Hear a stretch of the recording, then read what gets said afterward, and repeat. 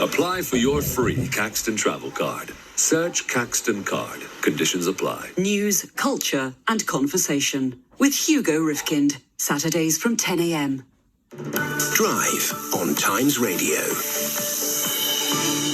6 SNP MSPs have rebelled against the Scottish Government's plan to pilot judge-only trials in rape cases.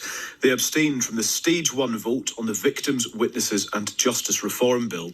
The legislation also proposes the abolition of the not proven verdict. The bill now proceeds to the next stage after winning the narrow backing of Parliament yesterday. More members abstained, that was 62, than supported it, number 60. Let's speak to Thomas Leonard-Ross, KC, of Benchmark Advocates in Glasgow. Hi, Thomas. Hi, Calum. Really good to speak to you. The most controversial bit of this is certainly the juryless trials in rape cases. Let's first of all consider your own thoughts on that. I note that the Scottish Solicitors Bar Association reckons 97% of defence lawyers would boycott juryless trials. Is there space for a pilot of this idea?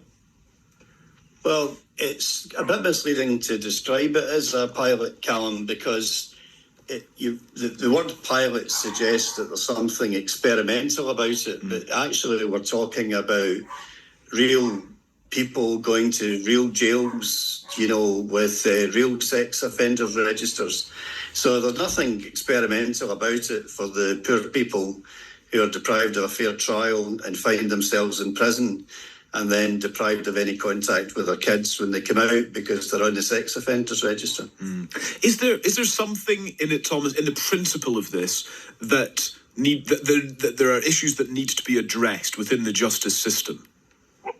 It's never been established that there are any reasons which need to be addressed within the justice system. In fact, the English and Welsh research would suggest the exact opposite. Down there, you've got a mature system where a university professor had access to thousands, possibly 10,000 jurors, real jurors, who had sat in trials and discussed issues with them. And as I can say, wholly unconvinced by the arguments which have been made on behalf of the Scottish Government. And I mean, it's obvious that it's unconvincing because they've had a year to persuade their colleagues.